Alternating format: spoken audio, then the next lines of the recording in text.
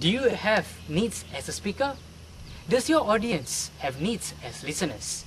In audience analysis, one must do simple needs analysis at preparation stage to get perspectives right.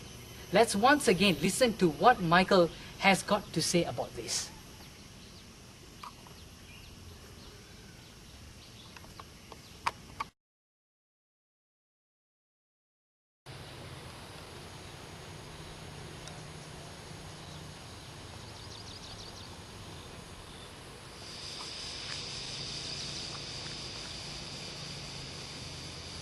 Isn't that a panoramic view?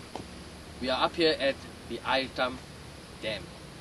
Ladies and gentlemen, I'm here to talk to you about needs. The letter N in audience analysis.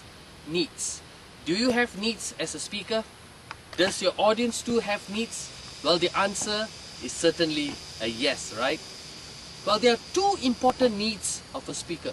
Number one, there's a need that you want your audience to pay attention to you during the presentation. And as such, when you prepare your materials, you've got to ensure that everything you say and show does attract that attention so that the need for attention is achieved.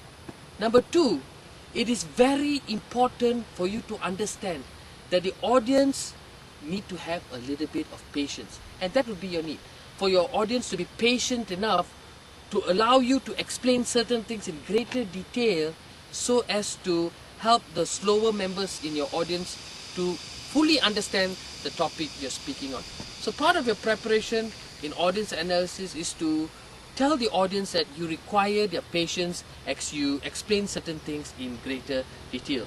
Remember, we talked about proxy audience as A for analysis, and many of these proxy audience would need more information that the rest of the audience may not need at that point in time. So the two needs of a speaker would be, number one, you would require the audience attention. Number two, require the audience patience as you explain things in greater detail.